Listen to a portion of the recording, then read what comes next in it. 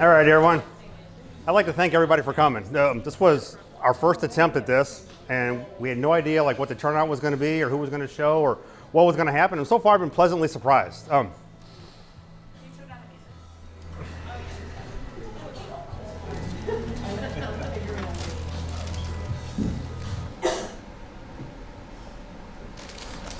Thank you. So again, this was our first attempt at this. How it came about, it was the brainchild of Robert, I think, in our office, because we were sitting here talking one day, and it was over the course of about 2 weeks. I had 3 of our agents came up to me, and they're like, "Mark, I'm so sick of my 9-to-5 job. I got to get out of this. What can I do to sell real estate full time?" Right? Yes, right. So I found myself giving the advice like every other broker did, the crappy ass shit advice of, well, you know, if you work your sphere and you do a couple open houses, and I'm like, you know what, that's a bunch of bullshit. And oh, by the way, is this cutting out? Yes. Can't hear it. Bob, that would be great. Hang on. Let's get turn off. I'll try this one. So I found myself with giving that same bullshit advice. And by the way, this is going to be a different Mark than some of you have seen. This is keeping it real Mark. This is not the lovey-feely, we're all going to be okay Mark. This because I've been through the trenches, and you guys want to know what it was like to get drugged through the trenches, and so I feel I owe it to you. I mean, you guys paid a lot of money to be here, so I'm going to give you your money's worth. So anyway, we had 3 agents come to me and said, "Mark, what do I got to do?" And again, I gave that same crappy advice. I'm like, no, you know what? That's being disingenuous, because that's what we always tell people, and it's not the real deal. I looked at. Have you ever noticed how there's differences in? Watch how I say this. There's differences in agents when it comes to transactions and their businesses. You know, there's a lot of agents that sell 2-3 homes a year, and then there seems to be kind of a gap after about 4 to 5, up until you hit about 15 to 16. And the reason is because it all comes down to the way they view their real estate business, in my opinion.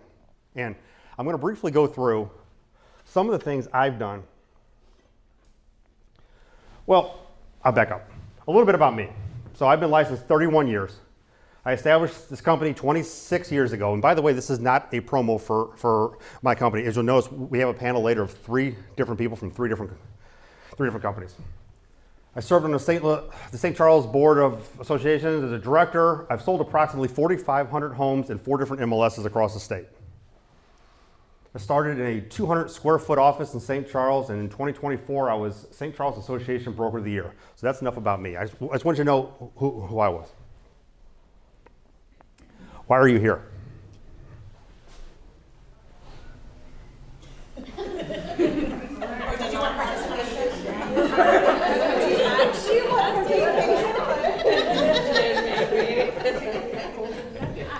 Okay, this is why you're here.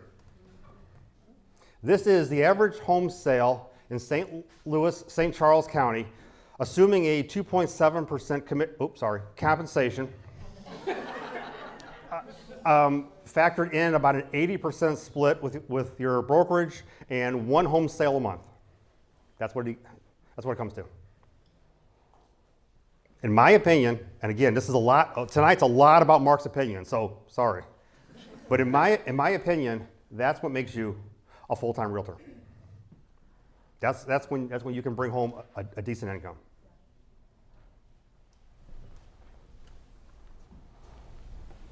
This isn't my quote. This is from a guy named Dave Ramsey. I don't know if anybody's heard of him. It says, "Your income is your most important wealth-building tool. Never, ever lose sight of that." That's what you strive for every day. Every day I get up, it's about that number right there, nothing else.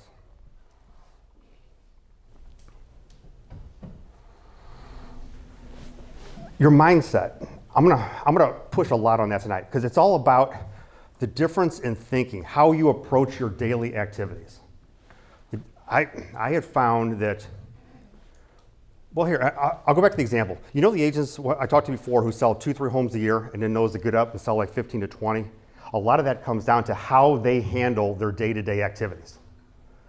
And you might find yourself doing this too. When lead comes in, however your lead comes in, whether it's a referral lead, someone from the office sends you a call, transfers through, whatever. You get your lead and you're like, oh my God, I've got a buyer. This is my buyer. I'm going to protect this like an egg, and I'm going to walk this one all the way through the whole process. And I mean, you show this buyer houses, you call them on the phone, you write your contract, you go through your whole escrow period, the building inspection, everything you get done, and now your buyer's done, and now you have nothing else to do. Because you didn't look at your business as a business. You looked at it as this was my buyer. I have found that the people who sell those 15, 20, 40, 60 homes, those are the ones who get their lead, they call their lead back, they set their appointment for buyer consultation, they put them aside, and they go after the next one. That is the shift in mindset. It becomes a business. It's not just a thing. Seeing the difference in agents. I had I guess you'd call it the privilege, man, maybe 20-something years ago. I went to my first real estate coaching seminar out of town. And what I learned there changed the whole trajectory of how my business developed. Because at that time, I was probably doing 9, 10 sales a year, again, in a 200 square foot office by myself. Oh, by the way, I should probably back up. In my prior life, I worked at a printing company. One day, I was a lot like you, hated my job. Came home, told my lovely wife, who had 2 little kids, like 4 and 2 years old, and I was the sole breadwinner, that, hey, I'm gonna quit my job, I'm gonna sell houses. That was an interesting time. But, I mean, we just dove in head first. So anyway, getting back to my story. So I had the privilege of being able to go out of town and sit through some of these classes and the whole convention. What I learned there, I did not really learn as much in the convention as I learned in the bar afterwards. And I'll tell you why. Because when I sat in the bar afterwards and I spoke with the other agents who were there, and remember at the time, I'm selling 9, 10 houses, and I'm thinking, man, if I can get like 5 or 6 more sales, I'll be set. But then you sit across the table from someone, and they're at 40 sales. And this lady over here, she's at like 75. And I talked to another guy who's doing 150 sales. And I'm like, what in the hell is going on? How do you possibly do 150 sales? I'm like, there is no way. Until you really start to dive into their business and see how they have it set up more as a business and not as, they didn't consider themselves just real estate agents. They considered themselves owning a real estate business. And it totally flipped my whole thinking all on its head. You're your own boss, and this is a job. I think a lot of times we've lost sight of that. A lot of times it just becomes fun, and you don't want to view it as a job. I have seen over my years so many agents who will not prospect because they have to go to their other part-time job. And again, I'm not putting anyone down who is in that spot, but I want you to think of something. You're going to leave your most highest valued opportunity of prospecting, and you're going to go work at a $11 or $12 an hour job. It would just kill me to see people do that sometimes. I'm like, wow, you're stepping over dollars to pick up quarters. And remember, it is a job. And now here's where it gets real. I'm here to tell you right now, you guys don't work as much as you think you do. And I know you don't, because I don't either. I know. Everyone thinks we're busy. Mark, I'm busy. You understand, I'm busy. I got stuff going on, I'm busy. But then, not even an hour later, you'll hear someone having the same conversation about how they're like 14 episodes deep into Yellowstone. Oh my God, it's so great. And I'm thinking, are you really working as much as you think you are? So keep that in mind too. I don't really think you work, and I'm not being personal, but we as a group do not work anywhere near as hard as we think we do. And because there's still times I go home and I'm like, you know what? If I would just put in an honest 40 hours, I can get so much more shit done. But it's easy because it's easy to screw off. Again, I don't really know where everyone stands on this, but I think the whole work from home thing, it's destroying our industry, in my opinion. The problem and the solution are in the mirror. I had the benefit, and I don't know why, of being able to blame myself for everything that goes wrong. Because everything that goes wrong is my fault. Everything. There's no excuses. I live my life in a no excuse zone. And I don't really want to put up with it from other people. Mark, you don't understand. Well, you know what? Maybe I do, maybe I don't. But you got to stop the excuses. You got to just jump into it. There's always a way to get around it. Every time something goes wrong, it's your fault. Okay, this came up one day in a training we had. And I kind of shot from the cuff on this, so it's kind of bold, but I asked an agent in our office, I said, hey, if you give me 1 minute a day, I'll give you $24,000 this year. Can you commit one minute a day to me? Can you? And of course she said, yeah, I could. I was like, okay, this is what you do. Every day at 9:30, you open up your computer, pull up your CRM system, you call one person in your CRM system, and you talk to them. Friend, person you met at an open house, doesn't matter. You call them up, hey, Uncle Bob, hey, this is Mark, how you doing? How's Aunt Mary? Oh, great. Hey, look, we're having a contest at the office, and the more people I reach out to and tell them what interest rates are today, I get bonuses or something, whatever it is. So I just want to reach out to you, just let you know, hey, by the way, if you know anybody who's going to sell their house, don't forget, I sell houses. Tell Aunt Mary I said hi, thanks, and hang up the phone. See, that's 1 minute a day. If you equate that to any other advertising and you receive a 1% return on that, at the end of the year, you've made 300 contacts, you'll sell 3 houses.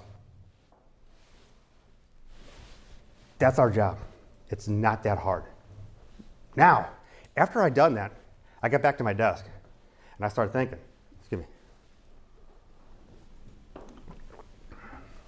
If you want to know where your mindset rates right now, there's 3 ways to look at what I just told you.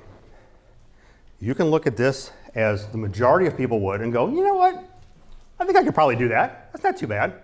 And you come in at 9:30 and you open up your thing and you call one person and you do that for 5 days. And the next week comes and you end up doing it for 4 days. And then you do it for 3 and then you'll do it for 2. And then after like a month or so, you haven't made any calls. And 2 months later, you're like, you know what? I should probably do that again. And you open your computer and you do it again. And you know what? It's going to have a little bit of effect for you. The second way to look at that is you're going to get the person who looks at this and goes, wait a minute, for 1 minute a day, what if I do that 2 minutes a day? What if I do it 5 minutes a day? Holy cow, the world is my oyster. I don't know where to even go with this. My head's exploding. The third way to look at this is you're the person who's sitting there right now going, this guy's full of shit.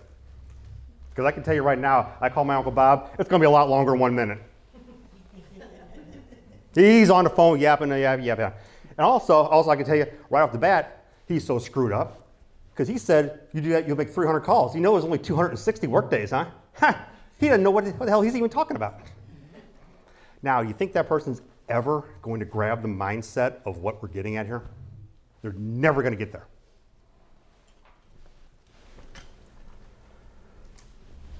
Has anyone seen this on Facebook? It's Lab Coat Agents.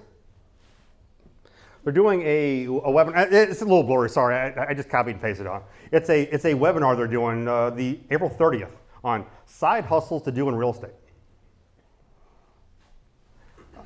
I saw this, I'm like, man, talk about great timing, because this is exactly the opposite of what I'm talking about today. The 100% exact opposite. And here I'll tell you why. I went through and I pulled up off their thing. Some of the side hustles do, and I've seen so many agents do this. I can't even begin to tell you, because I understand it. Sometimes we need quick money, don't we? We do. I mean, this business sucks in that whole regard. You need fast money. So you always resort to the quicker the money. And things like I've seen agents do property management, Airbnbs, flipping, rentals. And again, I'm not against real estate investment, not at all. But what I'm saying is right now, that's not where your focus needs to be. Because all this eats time. You have joint ventures, downlines, staging, photography, transaction coordinator. That's a big one. Agents always they want to be a transaction coordinator. I'm like, as soon as you've done that, it's the kiss of death for your real estate business. because you're taking all that time away from your prospecting and your 1 minute a day calling. And now you're back into just basically an hourly job. All right, what needs to be done before you make the jump? Oh, by the way, I don't know if you guys noticed, but keep your eye on the prize. It's there every day. You have to set yourself up for success. Show the world that you're a real estate agent. You know how many people want to make that jump, but yet everything about them screams, I still work for the chiropractic clinic or the eye doctor's office? You can't expect people to take you seriously if you're not out there being a full-time real estate agent. I can handle your business. Get your act together so you'll be taken seriously. Are you prepared to work with clients? This is a big one. Have you honed your real estate skills? I mean, I can't tell you how many times agents will make that jump and not be ready to make that jump because they just didn't take the steps necessary. When you go to talk to someone, you've got to be on top of your game. And I'll get to it in a minute, like what I mean by being on top of your game. But you've got to set yourself up before you could ever expect to get there. We all use Maris, don't we? How many of us? No, don't tell me. Don't keep your hands down. Do you know Maris has an entire library of how to use Maris? You know nobody ever looks at those videos. And I know they don't because they call in the office and they go, hey, how do I set up a search for this area? And I'm like, you need to be in charge. You need to be in charge of your craft. You need to know this stuff. I mean, this is what we do. If you went and worked a job, they would make you sit down for 8 hours a day for probably 2 or 3 weeks and go through this training, wouldn't they? But yet you don't do it for yourself. Here's our forms. No, don't put your hands up. How do I even say this? Read the contract. Nobody reads the contract. And that is the biggest thing that we use. And yet no one really knows how to use it. We've all gone through a change in our contracts lately, haven't we? It's really kind of separating the top from the bottom, I guess you could say. It's an interesting time. And those agents who put in the time are going to succeed. Those agents that don't are going to struggle. It's going to be a struggle. This is just an example of what we have, but every office I know of has some sort of sales training too, don't they? I mean, if they don't have some sort of sales training, you guys need to find it, honestly. And if you do, this is a third-party system, so if you don't have sales training, let me know, and I will be happy to forward that through to you. So you can sign up for that, because this is gold. This is what we all miss out on. It's the actual how to sell houses. Any classes you take at the board, any classes you would take, pretty much anywhere else, they're all technical classes, aren't they? How to fill the contract, what goes where. Pretty much all the trainings in your offices right now is a lot of technical training. Hey, this is how we don't get sued. No one takes the time to go through how we actually sell houses, how you talk to people, how you interact.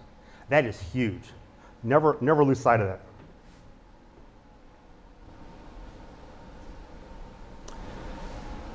When you're ready to make that jump, remember, we operate on a lag time of at least 90 days.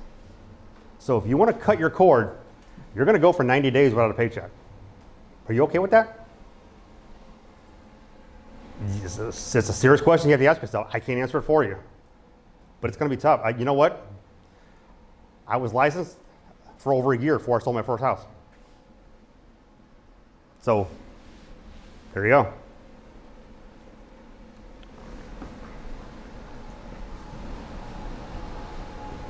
This is even bigger than the first one. Do you have the support structure necessary to actually do this?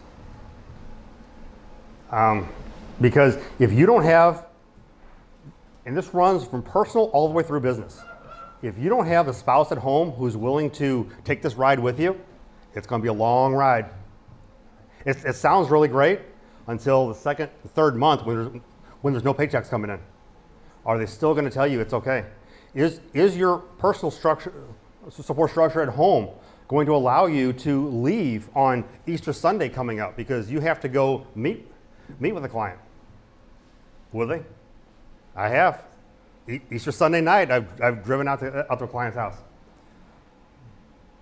We actually wrote a contract on Christmas Eve this year. So do you have that support structure? All the way through to, do you have the professional structure? Do you have someone who you can lean on who can help you through these times? Sometimes it's technical, can you help me through these times? Other times it's like, I just need a shoulder to cry on. Do you have that person?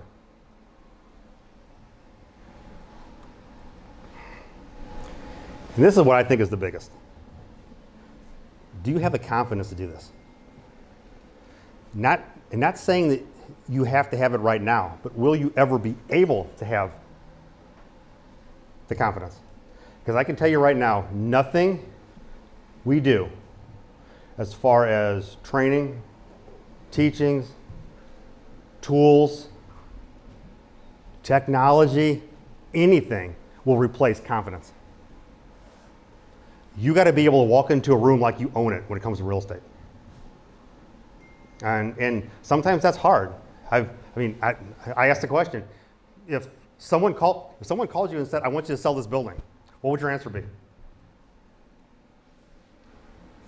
Would you default to the typical bullshit board of realtors answer of, well, that is beyond my scope of expertise, so you're going to have to find someone else? Is that what you would do? I wouldn't do that. If someone called my office tomorrow and said, Mark, we need help, we're selling the Edward Jones Dome, is that something you can handle? I'm like, dude, I'm on it. When can we meet? You got to be able to walk into that room like you own it. I mean, here's the thing. You walk into that room like you own it by mastering all those other little details, by knowing your contracts, by knowing your sales structure. That way, then you can walk in and you can walk in like you own it. Because that will get you further than anything. And actually, lack of that will destroy your real estate business. Because people smell fear. Steps to take now. I'm going to kind of breeze through this. If anybody really wants this, I can send it out. Just the MLS, introduction to contracts, open houses, things to do, client presentations, education, professional growth, marketing. All right, are you set up for success or are you destined for failure? Hey, Jeannie. Hi. I bet you didn't know I was going to pull this up. He's probably freaking out right now. So this is Jeannie, who, by the way, is going to be on our panel. This is her profile in Maris. You notice, and details matter. You notice how the email is correct, the phone number is correct, the company is correct. You would be shocked if you start looking through Maris how many of these are wrong. The email, it might be someone who's working at Keller Williams, and the email says johnsmith@coldwellbanker.com. And the phone number, there's only one phone number. I'm like, that phone number looks familiar. And I'll scan back, and it's the office number. And I sit there and I go, no picture too. Now, why is that important? Because this, first off the bat, this is what auto syndicates out through all the different portals. So if you're not right here, you're not right anywhere. And when your clients go to look you up, last thing you want to do is your client to catch, why does this say Keller Williams up here and it's at Coldwell Banker down here? Like, what the hell's going on there? So when I Google Janie, look what comes up. All the different portals, everything is popping. Everything is right on track. Everything looks good. You click on her Realtor.com link and look. When was the last time, again, not a show of hands, this is kind of a rhetorical question. When was the last time you went through all the different, what are they, portals? Yeah, and look to make sure all your shit is right. I mean, This is what comes up when you click on realtor.com. Everything is right. Look, it's correct. The address, the phone numbers, everything is good. Do you do that? These are the things you can do now before you make that jump, before you cut it off, because you don't want to be doing this stuff later when you should be out prospecting. Here's a Facebook page. Again, real estate agent. See? See? That's what she does. She sells real estate. Again, everything is just correct. It's right. Details matter. The entrepreneur's prayer. Has anyone ever heard this? This stuck with me. It stuck with me a long time ago, and man, it just resonates through me. Dear Lord, please don't make the journey easier. Just make the destination worth it. I don't want easy. Honestly, side note, none of us should want easy. You ever caught yourself going, this job, it doesn't have to be this hard. Yes, it does, because if it was easy, they wouldn't need us. The harder it gets, the better it is. We need a couple more rounds of lawsuits to really make it hard. All right, so now I'm going to call up our panel. We got Jen Stevens from our company, Janie DeBacher from Network Global, and Jacob Pence Murphy from Magnolia.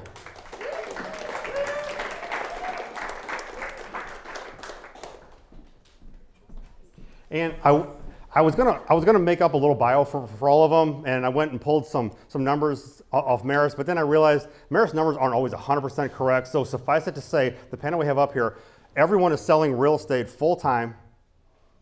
They're selling anywhere from, I think, 17 up to 55 houses. And as far as I know, there's no huge teams or anything. All right, so here we go. So, Janie, let me start with you. What does your average day look like? Okay. Cool. That's all right. I didn't know if you. That's all right. My day is a little different. A lot of people have told me to get to the office by 8 or 9. I actually get there about 11 or noon. I get most of my appointments done in the morning, errands done, clean up the house a little bit, and then get there. And then after that, I can stay until 6, 7, 8 o'clock at night with no issue. And go to the gym right after that, go home and be done. So all day to get there, no place to go kind of thing. Actually, I can probably just talk loud because he's got me on. But anyway, so Janie, what is the technology that you use across the board, just in general? Just in general, well, as every brokerage, most brokerages offer you a CRM, which I do use. I keep all of my leads in there. I usually will set up everybody with a smart plan. So periodically we'll automatically send emails out to everybody, regardless if they were looking to buy in 3 days. They bought from me 5 years ago. They told me they were looking to buy in 10 years.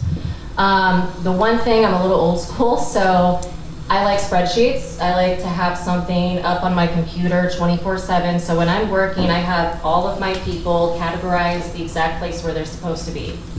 I have my hot leads, my warm leads, currently under contract leads, and even closed leads. So that's one thing that I utilize. Obviously everybody's a little different, but I like to personally see something in front of me rather than going into my CRM and having to search somebody or remember that person's name. Other technology I use, which actually it compliments quite often on, thank you. Another piece of technology I use, so I have a lot of clients, regardless of, again, if somebody was looking to buy in the next 30 days or they were just browsing online, the MLS database app that you can share. I'm not sure if any of you guys have that downloaded onto your phone, but it's really easy. If you save the number in your phone, you can import it into that system, and I'll share it over via text. So it's just another way to get people off of websites like Realtor.com and Zillow and get them onto your own database. So if they're on there looking for properties, they have a question on something, whose name are they going to see? They're going to see your face, they're going to see your name, they're going to see your number, they know exactly who to reach out to. Good deal. If I can add a little to that, my take, and I guess it's because I'm a little bit older guy. I don't lean as much on technology as a lot of people do.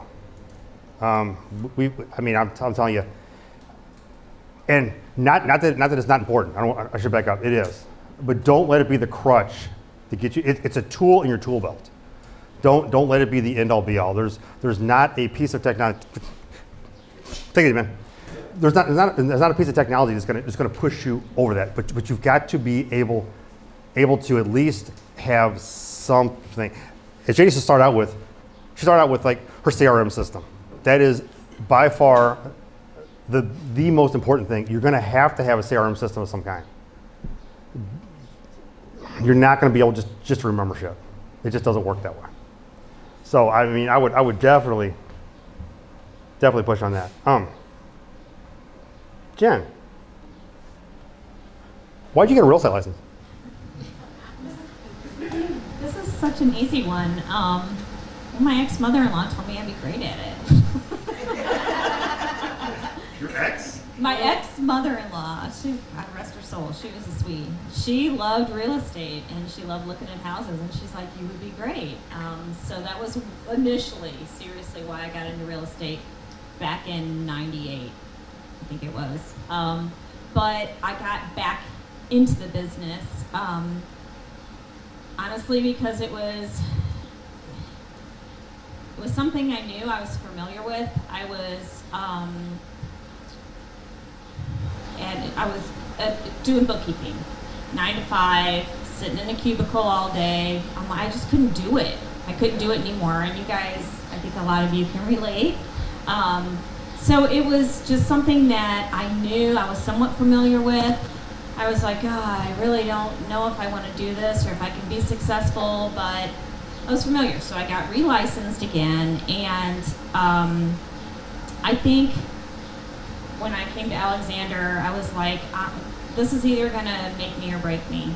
And so I had to make a decision at that point.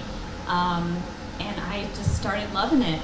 Something changed in me. I loved the flexibility. Honestly, when I first got in it, I was like, oh, this is so cool. I can do this whenever I want. So I would like take pictures of me at the pool in the afternoon going, I love real estate life. And I was bragging on myself. And now I look back, I'm like, that was so dumb.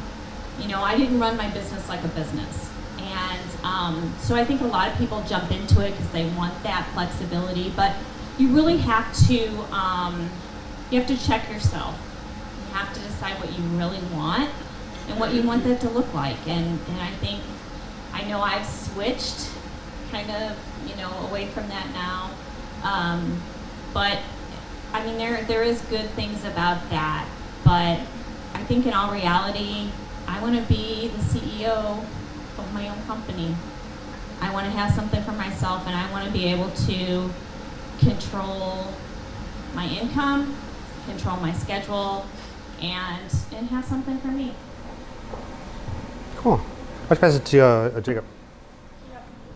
Because I'm going to ask all three of the same one. What did you guys do in your past life? Because Jacob, I'm sure you don't have a whole lot of past life, but everybody else here does. So I worked at a Walgreens, which is where Magnolia actually found me. I was the cashier and asked to put somebody's big old M on their shirt mints, and then got connected with my broker who took me out to lunch, and that's how I found that. So I was going to college full-time. I had a full-time job as a cashier at Walgreens, and I also worked part-time at a Ford dealership. So, and then I had a coffee shop on the side, which actually had the road here. So a few different things at the same time, but nothing super extensive. Janie, what about you? I worked in restaurant business all of my life. Okay. So that one over there, that's how I met her. She actually brought me to my first food that I worked at. But yeah, restaurants, that's where I started at. I kind of had a period in time where I was really tired of having to go in at 5 o'clock in the afternoon, working until sometimes 11, 12, 1 o'clock in the morning. And wanted something a little bit more normal, stable. So it was actually my husband that talked me into getting into real estate. So that was probably the one good thing that he suggested that I actually listened to. So it paid off. So that was my past life there. He's not totally useless. Not totally. He helps sometimes. Jen, what are you? Well, I was Yeah. bookkeeping. I was an office manager for a neurologist for a while, and then kind of floated around a few different things, and so that was me. All right, let's go back to Janie. If you could put your finger on one thing that you'd say, hey, this is what really helped or really catapulted me and took it off. Something they could use to say, you know what, if I did this, it would make it easier. Is there anything you can think of? Yes, honestly, and I don't tell everybody this, but the word does get out. If I were to tell anybody what to do, it'd be invest your money into leads. I started doing that a couple years ago, and even partnering up with relocation companies to get leads. That's free. You can do that. Divvy, I don't know if they're still around. I kind of stopped working with them. But they're more of a program where they send you somebody. All you have to do is find them a house, get them under contract, close, and you do give up a portion of your commission. But when I first started, I'd rather get paid than not get paid.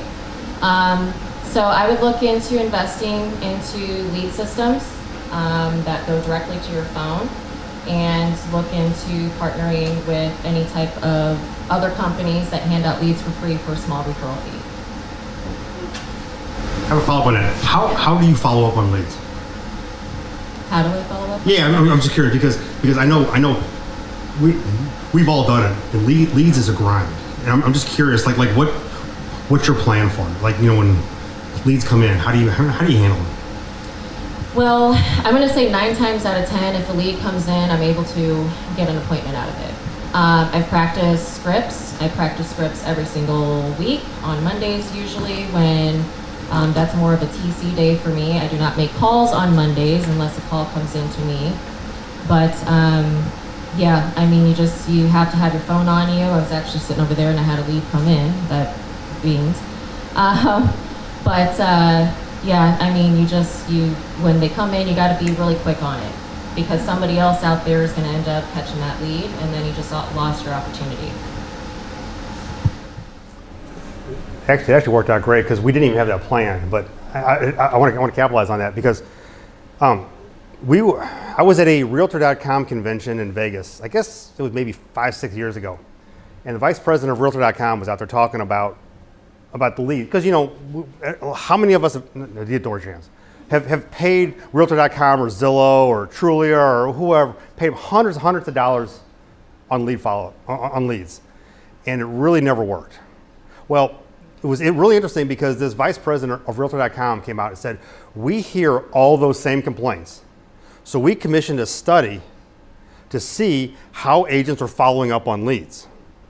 And I wish I could remember the exact number. It was more than half. I'm thinking it was 62 or 65% of the leads that Realtor.com gives out to agents who pay for never get called. And he said he stood there on stage at his conference in Vegas and went, guys, I don't know what to do, but you're paying us money every month for these leads and you never call them back.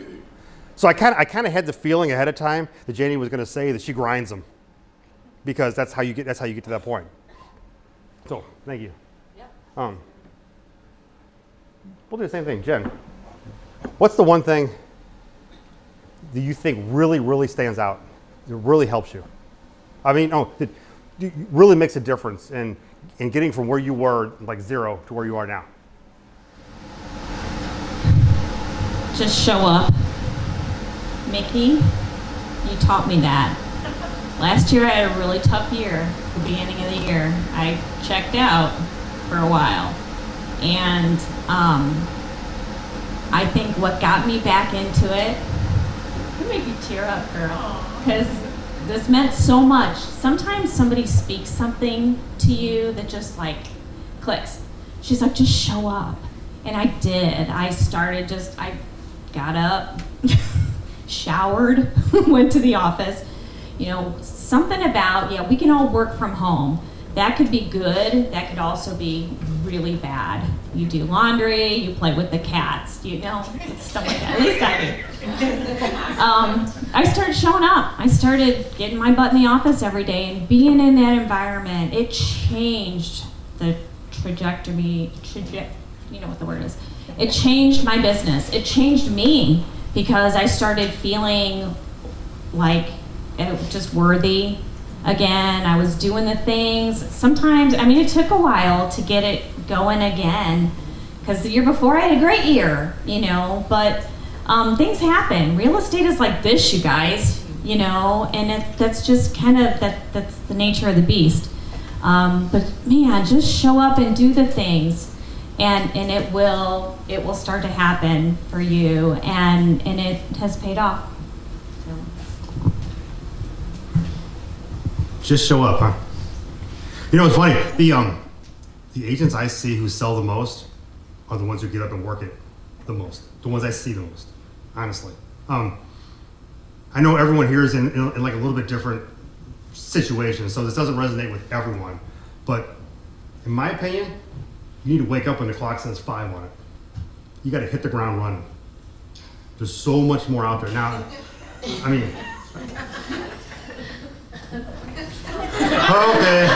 don't have to. Jacob, you got to wake up when the clock says 5, dude. You got to go. I worked all that.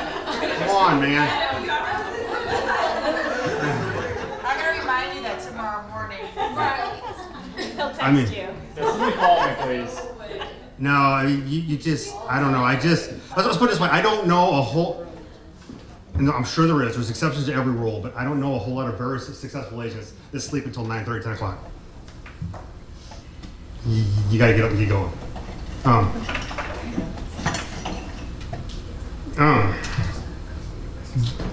Janie, what are you? Where do you go for inspiration or for motivation? What helps you every day to get out of bed at 5 o'clock? Come on. Money. No, it's, I get up every day because I love what I do. I don't want to fall back into the place that I was when I was working in a restaurant and doing my real estate business, and that was trying to figure out how I'm going to pay my bills, overworking myself, not succeeding in what I really wanted to do. That's the real motivation, is making sure that I never have to go back to that point, and it was a really low point in life. I feel really blessed about everything that has come and everything that I've built in my own business. So that's the motivation. That's what keeps me going every day. Just to make sure that point in my life doesn't come back. Yeah, it helps hit rock bottom, kind of. Yeah, yeah, basically. It kind of does. Yes, it does. Yeah, if you don't experience that, it's hard to ever really appreciate the upside. It is. Jacob, what about you? So I gotta go with my friends, and honestly, my clients give me that motivation because a lot of my clients turn into friends. I'm closing a house tomorrow, and I've been with these clients for around 2 years now. And they're the best people. I was one of the first ones to know that they were having a baby, what gender the baby was, what the baby's name was, and it was awesome to know and say, hey, you're the first to know, keep it on the hush, and don't tell anyone else. So it's great to make friends with these people like this. And the support around my office is fantastic. Half of Magnolia text me tonight like you're gonna do great, and show up, kill it, have fun, all the good stuff. So I think it's my environment and where I chose to be, and the people I choose to work with, and that choose to work with me. Anyone I work with is a relationship, a friend, somebody I know somehow, or a referral from somebody I know, like, and trust. Yeah, and this is one I'm going to keep going because I know Jen's background a little bit. Jen, where do you go for inspiration or motivation? Oh man, I like this one. Mm-hmm. I'm a huge podcast listener, and sometimes when you just drag in, you don't want to do anything. You go there. Go there for inspiration. I listen to Audible.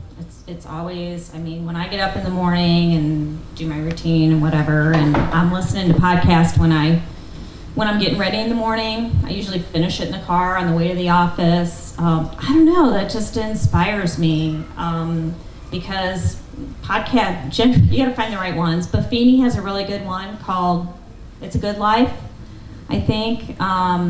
There's one for us ladies out there called Seek First CEO. Heather is awesome.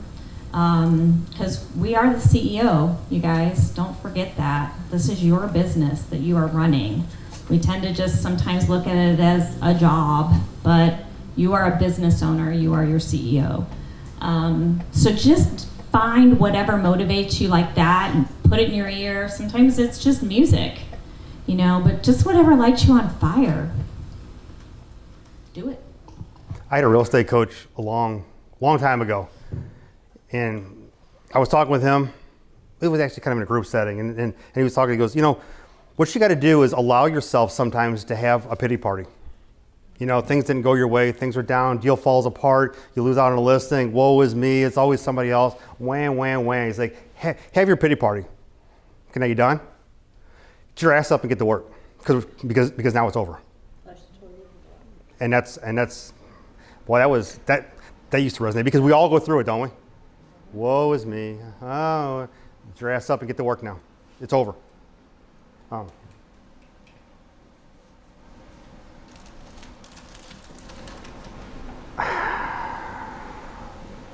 Jay, you still got the microphone. We'll go with you. How do you build your database and generate leads when you first started out full time? I looked back at the first year when I got back into real estate, and I think we had 5 or 6 closings, and 3 of them were from open houses that I did. Get out there and do open houses when you're first kind of getting into it, or if you're new or whatever. That has always been a huge success for me. And sometimes it takes a while. Sometimes you don't sell them something right away. I've had people that I have met at open houses and they bought something the next year.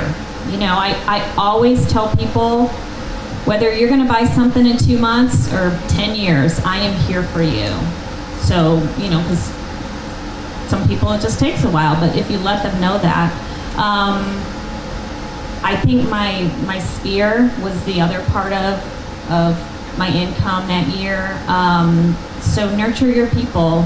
I mean, that's, you know, your database, you should put anybody that you know in there. Even, I mean, I'm not one to go and Target and like meet people and get phone numbers. Some people are. I am not one of those people, but networking events, things like that. Even if it's someone you don't like plan to use, like I have a new coach. Love her. I'm so excited. Get a coach, you guys, if you can do it. Find a coach. It's one thing I would have done from the start if I would have knew how great it was. But she said, I said, well, what if there's, you know, I have my group of inspectors or my group of lenders that I use, and I don't necessarily want to do business with everybody that I meet. But put them in your database because you met them, make a little comment, what you thought about it. You know, if you ever run across them again, they're in there. You know, you know those people. So just, you know, anybody that you meet, the CRM is so important. You can't run a business without it, you guys. You just can't do it. So get your people in there. And Janie, I told you I wasn't going to do this, but I'm going to do it anyway. Because I got a feeling you're kind of a database type person. Are you? Yes. Okay. How did you build your database, and what is the biggest contributing factor to your database? Well, I mean, in the beginning, so I moved down here. I'm not born and raised in St. Louis, so I basically came down here. I didn't have an SOI. I basically had to start from the ground up. So I made sure to join teams, and there was the promise of leads to be provided and so on and so forth, and some were good, some not really good. So I had to really start expanding my business in other ways. Calling FSBOs. I love calling FSBOs. Calling expireds. Open houses. I mean, there was a point in time for probably a year I was holding 2 open houses a month. It wasn't fun by any means, but any way that I could bring in potential business and put it into my database, I was going out there and doing it. So you just really have to keep grinding and finding ways of going out and meeting people. At Target, I've done that. If I go to Starbucks and get a coffee, I'm not going through the drive-thru. I'm walking inside because I might strike up a conversation with somebody and send them my virtual business card, and you never know what may come from that. And you're always 1 degree of separation from somebody else that wants to buy and sell a house. So maybe they don't, but maybe they have a mom or dad that's looking to buy or sell. So. All right, and before I pass it down to Jacob, I want to hit on something because I hear this a lot. When you moved, you say you moved down here and you had no SOI. Because this is something I hear too a lot. People are like, Mark, you don't understand. I'm not from here. I don't have an SOI. Well, first off, and again, this is keeping it real, Mark, I don't want to understand. When you tell me, Mark, you don't understand, I don't understand because I don't want to buy into your excuse. You need to overcome that excuse. You need to overcome the excuse. That's what you need to do. Now, however you do that, that's up to you, but you got to overcome it. Jacob. Because just because you're a little bit younger, a little bit different dynamic, where do you go for leads, businesses? So I'm the world's worst with organization and spreadsheets and databases and SOIs. To be honest, I don't know the last time I touched my SOI. I think it was a month or so ago. I had people in it bulk. I use it during open house. People get it, they sign in, I put it in the SOI, and I'm the world's worst about working it. A lot of my leads come through personal connections, conversations. I go to the same coffee shop every morning. It's the one I used to work at for 2 years. They either know me from the coffee shop, from boxing. I used to live on that same street. So it's very easy to talk to people there. And I have all of my meetings there. I don't know the last time I had a meeting elsewhere because I walk in, I bring somebody with me, and they're like, oh my God, hi Jacob. It looks great to the person I'm meeting with. It's a whole nother conversation. I'm talking there about real estate. If somebody overhears, I got a lead last week from having a meeting with a wholesaler, and she heard I did real estate. She gave me her card and said she's looking for another Airbnb, and she might want to sell her Airbnb. Just consistency in the same places. And I'm big on investors, so working with them, always having a signing yard or trying to. Sign calls are great. So that's kind of where I go for a lot of that. I heard at least two people who were talking about open houses. I'm going to share with you a little story. I talked to a real estate friend of mine about a week ago. She just changed companies about 3 months ago, and that was her kicking the pants to get something going. She said, Mark, she goes, I committed to doing 3 open houses every weekend. I do 1 on a Saturday and 2 on a Sunday. She goes, I've done those for the past 2.5 months, and as of right now, I have 4 houses under contract. Along that same note, I'm going to ask Janie again. When you get a lead that comes in, like through the internet, how many times you call them? Usually it just takes once because the minute it comes in, I'm calling within 10 seconds. You hear that? Did you ever hear that? Really? Because that makes or breaks your internet leads. You go, oh, I'm kind of busy right now. I'm going to call them back. You call them back within 15 minutes, half hour later, it's dead. It's a dead call. Yep. Well, because you're fighting for that lead against a whole slew of other agents. So, yeah, usually I call within the first 10 seconds, and every single time I hear, gosh, you're quick. So, I mean, that gives me points right there out of the gate. Interesting. So, we all experience peaks and valleys. What do you do when it gets slow, Jeannie? I stay positive. I'm a person about mindset, and how you set your mind is, that's going to become your reality. So, I keep grinding, I keep making my calls and follow-ups, and, if I really need to, I know relocation companies, again, that I can go back to as I've done business with them and I have, good rapport with them. But the one thing that I try to keep in mind is, regardless of the, economic climate, the fact of the matter is that everybody needs a place to live. So, you keep that in mind and keep pushing yourself. You'll find somebody that needs a place to live. What do you do when it gets slow? I'm really excited for this one. So a couple different things. Firstly, I work with a lot of investors. I have an investor in every area that will write on any kind of house you bring me, even if it needs to be cleaned by a hand grenade. It's actually we had an awards banquet about a week ago, and I won the lowest sales price. So I got a golden toilet out of that. So working with investors, they're always buying, they're always looking for a deal. As soon as I get slow, I hop on the MLS, I talk to wholesalers, I look in Facebook groups, I hop on Facebook Marketplace and look for dumpster fires to bring these guys.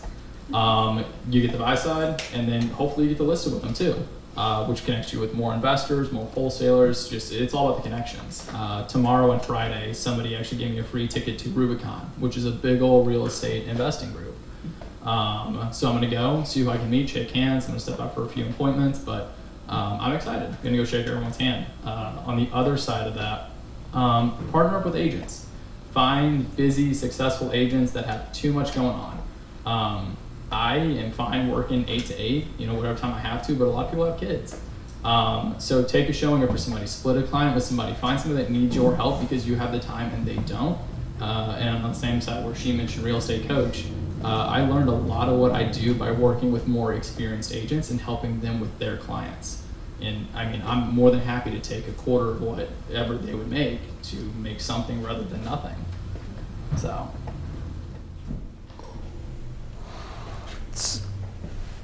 The religion of momentum. That's what I like to preach. I don't get involved in anybody else's religion, but momentum is everything in this business to me. When you've got it, you got to run with it, and when you don't got it, you got to find it, however that is. But don't ever stop pushing. So Jen, what was the biggest hurdle you faced when you decided? Let's say back when you were at the accounting company, weren't you? And you're like, screw this, I want to make the jump. Was there anything that really stood in the way? Well, fear is always a huge thing. I mean, we're all led by fear to a certain extent. I think it was confidence. I think I really needed to build confidence that I could do this. So that was probably the biggest thing. Looking back, there was some things that I would have changed. I would have, I just kind of up and quit. I didn't have a plan. So I think having more of a plan would have been great. Thank God for Myron. He was there to float me. Ready, fire, aim. Yeah. But I think, man, it was confidence is what I struggled with the most. Okay. Yeah, and you know what? It does. It affects all of us. I mean, when I first started, I was one of very few independent companies out there, and I faced a lot of backlash on that, and it was hard sometimes. I mean, but you just put on your big kid pants and just go at it. I mean, it's hard sometimes, but because you always don't we. And right now, social media has like destroyed all of us, haven't it? I mean, well, what's that saying? It's like you're comparing your backstage past to everyone's highlight reel, and we all think that we're a little bit inferior. Everyone else is going on vacations. Everyone else is having a great life. Everyone else's deals are flying off the shelves, and mine are just horrible. But you know what? We're all in the same boat. So it is the confidence. I think one thing when you get into real estate and when you're newer and you take that leap and that jump, there's so much information for you. And I had what postcard do I order? What kind of mailer do I, there's so much out there, and it was just overwhelming for me. And someone referred me to Buffini's 100 Days of Greatness, and that was a game changer for me because it focused me in, and I think that it helped with my confidence and just find that one thing and kind of quiet all the noise, because there's just so much out there, you just don't know where to start. I think I might skip over Jacob on this one because a hurdle when you're starting out, you're still just starting out. But Jay, what kind of hurdles either you have faced or you face on a daily basis? I'm sorry, repeat that? What type of hurdles are you either you had? I mean, this is about going from part time to full time. So maybe hurdles that you'd faced in the past that you overcame, or anything that quite honestly you deal with every day. Well, in the past, from transitioning from part-time to full-time, as you said, it was that fear of not knowing, the what ifs. What if, I let go of my full-time job and I don't sell a house in 45 days? What am I going to do to pay my bills?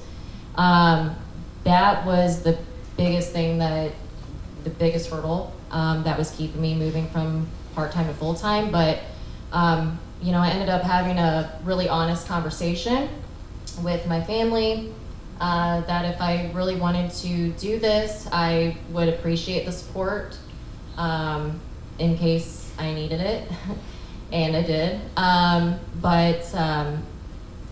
It's actually, once I started getting going and I got into it, was that fear that pushed me even harder, and that's when I noticed the business coming in.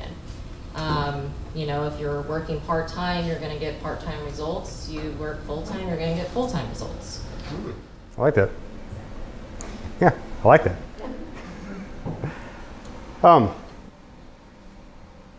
We could probably end on this. We'll go down the line.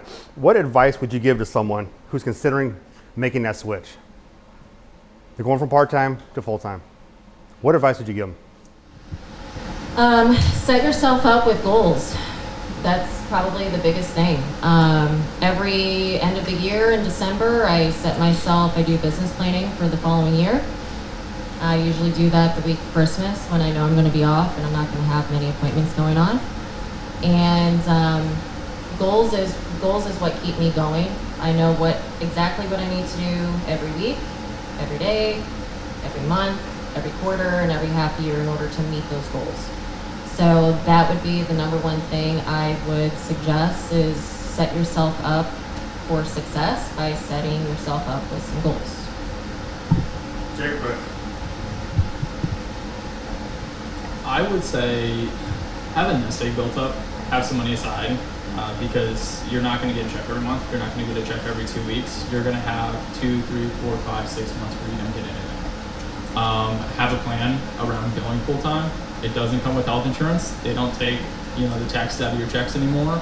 And I learned all that the hard way. So learn from me, do that early, and have your support team. Have your group around you that you can lean on, talk to, go to advice. My Magnolia family has been fantastic. I can go to anyone in my office, hug them, and say, hey, I need help. Know who's around you and know who you can go to.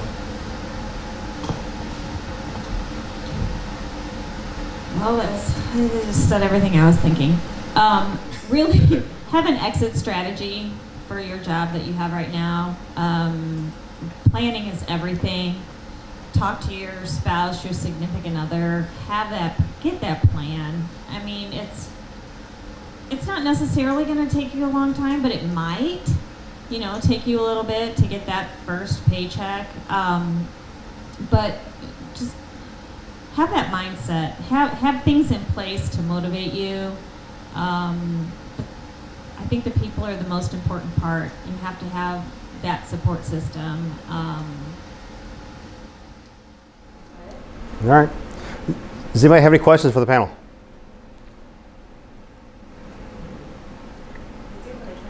Nothing? They're that good? All right, you guys can stay if you want, or you go sit. I'm just gonna wrap up. It doesn't matter.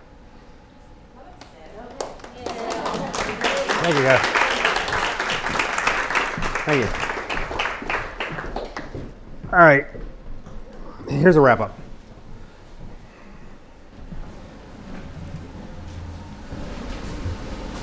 This is what we're all searching for, isn't it? Everybody's looking for that magic pill. What's it going to be? We chase leads. We chase people. We chase all kinds of shiny objects out there, looking for what is the one thing. I'm here to tell you, I don't want to be the one to burst your bubble, but there is not one thing. When the guy from Zillow calls you again, like he has the last 100 times, and says, hey, guess what? We got a new program that's going to knock it out of the park. All you got to do is give us $700 a month and sign a 2-year contract, and we're basically just going to be mailing you checks. You got to ask yourself, if it was that easy, why wouldn't they be doing it themselves? Because you know they are a brokerage. Why wouldn't they just do it themselves? Think about that. There is no shiny object out there. You want to succeed? This is where it gets really boring, and you guys are going to want your money back. That's what you got to do. That'll do it. I don't know what else to tell you. You talk to 5 people a day about buying or selling a house, and your life will drastically change. Period. Nothing else you chase, nothing else you do. There's nothing you can buy that's going to get you to that point. The only thing is, we don't want to do it. Don't we? I mean, don't you guys hate it? It's kind of boring. Yeah, I hate it. But that's what you got to do. Talk to 5 people a day. And we can actually work the numbers out, and I'll show you on your 1% rate of return how that'll get you there. But those are the numbers. And we've gone through a lot of stuff tonight. But don't let perfect become the enemy of good. At some point, it's good enough. Run with it. You got to run with it. I see agents sometimes they will pass up so much prospecting, an open house. They can't do an open house this weekend because their new business cards haven't come in yet, and they're making up these flyer sheets, but they're waiting on the logo to come back from Fiverr. So as soon as they get that logo, they'll be able to make up the sheet, and then they'll be able to do an open house. Stop. Print off black and white MLS sheets, go to the open house, knock on doors around there and hand them out. There's your 5 people. Oh, by the way, I heard 2 people talk about open houses. This is a little side note. On an open house, the main goal of an open house is to get another listing. Secondly is to pick up a buyer. Third is to actually sell that house. Never lose sight of that. When you're there, your job is to pick up your next listing. And we'll talk about that later. But don't let the perfect become the enemy of the good. And sometimes you got to ready, fire, aim.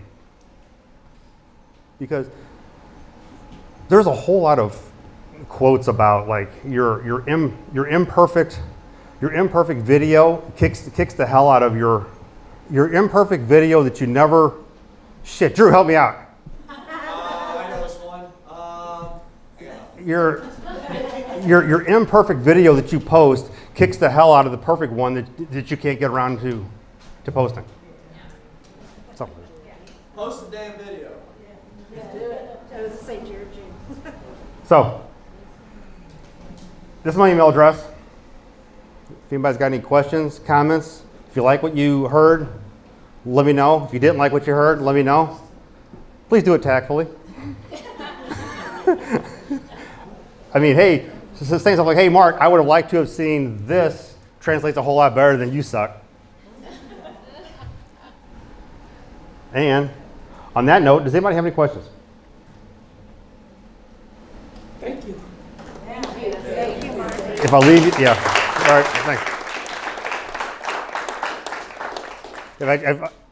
The only thought I can leave you with is get out there and do it. Don't think you can't do it. I mean, look, if I can do it, anybody can do it. Look at Jacob. I mean, come on. I mean, no, it's.